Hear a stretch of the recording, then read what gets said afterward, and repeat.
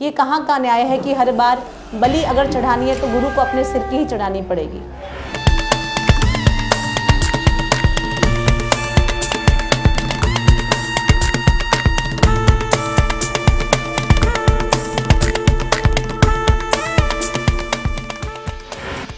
जब से बापूजी जोधपुर में हैं, हमारे भारत देश में कितनी धर्मांतरण की प्रणाली बहुत अधिक बढ़ गई है। मैं अलग अलग स्थानों पर जाकर सत्संग की सेवा करती हूँ और मैंने खुद से देखा है कि बहुत अधिक तेज़ी से, इतनी तेज़ी के साथ धर्मांतरण हो रहा है कि हमारे इस समय जब से बापूजी जेल में हैं तब से हमारे देश का, देशवासियों का कितना पतन हो रहा है ये किसी को अभी तक महसूस ही नहीं हो रहा है।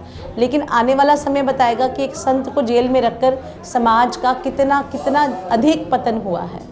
8 साल से ये केवल ढोंग रचा जा रहा है कि कानून पर विश्वास रखा जाए, कानून पर विश्वास रखा जाए, और ये हमारे गुरु की बड़ाई है कि वो कानून पर विश्वास रखने की ही बात कर रहे हैं। हर बारी, अभी भी बापूजी की बेल का समय था तो उसके बावजूद भी छुट्टी हो गई। जब भी बापूजी का कोई केस का सामने डेट आती है, छुट्टी हो जाती है, जज छुट्टी पे चला जाता है या फिर निर्णय को रोक दिया जाता है। हमारे देश में जो सेलिब्रिटीज़ हैं जिनके आरोप सिद्ध होने के बावजूद भी उनको बेल मिल जाती है, 5 मिनट में उनका केस खारिज हो जाता है। और ऐसा कहा जाता है, उनको आर्ग्यू करने वाले लोग कहते हैं कि अरे इनके अगर ये बाहर नहीं आएंगे तो हमारे देश का कितना नुकसान हो जाएगी, तो कितने देश के सेवक हैं। पर बापूजी के द्वारा जो सेवा की गई वो तो कहीं पर भी दिखाई नहीं जाती है, कहीं पर भी नहीं दिखाई जाती है। कितने बाल संस्कार चल रहे हैं, कितने युवा संघ चल रहे हैं, महिला मंडल चल रहे हैं, कितने युवाओं को नया जीवन जीने की कला सिखाई है बापूजी ने। छोटे छोटे बच्चों को बाल संस्कार की प्रणाली से जोड़कर उन्हें जीवन दान दिया है बापूजी ने। और कितनी सारी गायें कटने के लिए जब जा रही थी कोई आगे बढ़कर नहीं आया। हमारे गुरुदेव ने, हमारे बापूजी ने आगे बढ़कर उन गायों को अपनी रक्षा में लिया, अपने संरक्षण में लिया और उनके लिए गौशाला खुलवाई। आपको सोचना चाहिए, आपको देखना चाहिए। केवल सुनने मात्र से ही इतना नहीं होगा कि हाँ आपने एक साधु के वेश को बलात्कारी मान लिया, ये बिल्कुल गलत है। क्योंकि भगवा क्या है? भगवा है जो अग्नि के मार्ग को दिखाता है। और श्वेत वर्ण क्या है? हमारे गुरुजी श्वेत वस्त्र पहनते हैं, सफ़ेद कपड़े पहनते हैं। और क्या है? शांति का प्रतीक। आज भी हमारे गुरुदेव, महाभारत का युद्ध जिस प्रकार हुआ, कृष्ण ने जैसे शांति दूत बन के आए और बहुत बार महाभारत के युद्ध को रोकने का प्रयास किया, और बापूजी आज भी शांति दूत बन के ही बैठे हैं। ऐसा नहीं है कि हमें हमारी गुरु की शक्ति पर विश्वास नहीं है, हमें हमारे गुरु के सामर्थ्य पर, हमारे गुरु की शक्ति पर पूर्ण विश्वास है। और मैं सरकार से भी कहूँगी, प्रत्येक भारतवासी से भी कहूँगी कि कृपया जागिए। कब तक अपने घरों में सोते रहेंगे? कब तक संतों का बलिदान हमारा समाज देता रहेगा? कब तक ये संतों की भूमि, भारत भूमि और संतों का अपमान बार बार कबीर आए उन्हें नहीं समझा गया, गुरु नानक देव जी आए उन्हें नहीं समझा गया, बुद्ध आए उन्हें तो देश से निकाल दिया गया। ये कहाँ का न्याय है कि हर बार बलि अगर चढ़ानी है तो गुरु को अपने सिर की ही चढ़ानी पड़ेगी।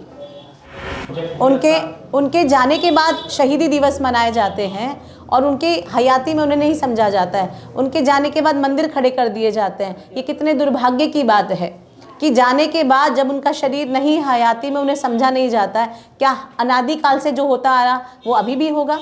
एक बार 8 साल पहले साल से जब से बापूजी पर आरोप लगा, उस दिन से और आज दिन तक मीडिया में कंटिन्यू सिर्फ एक ही न्यूज़ चली।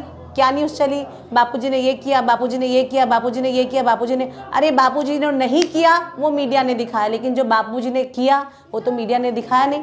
अगर उन बुद्धिजीवों को मैं चैलेंज करती हूँ, मैं चैलेंज कर रही हूँ उनको, एक बार केवल आश्रम के परिसर में आकर देखें कि हमारे गुरु की शक्ति, हमारे गुरु क्या है। केवल वहाँ पर आकर देखें, वहाँ अनपढ़ गंवार लोग नहीं रहते हैं, वहाँ पढ़े लिखे लोग बापूजी के आश्रम में समर्पित हैं। और उनसे मैं पूछना चाहूँगी वो किस बिहाफ पर, किस तरीके से हमारे गुरु को दोषी ठहरा रहे हैं। और इस बीच में जो आप अपना नुकसान करें ये तो आपको पता ही नहीं चल रहा है। उन लोगों को पता ही नहीं चल रहा है कि इन 8 सालों में उन्होंने क्या खोया है। इन 8 सालों में हमारे देश का कितना पतन हुआ है ये किसी को पता ही नहीं चल रहा है। और आने वाला समय आपके मुंह पर एक तमाचा ही मारेगा कि आपके सामने सत्य था पर फिर भी आप अंधे, गूंगे और बहरे बन के बैठे रहे। आपको मौका दिया था पर आप नहीं समझ पाए।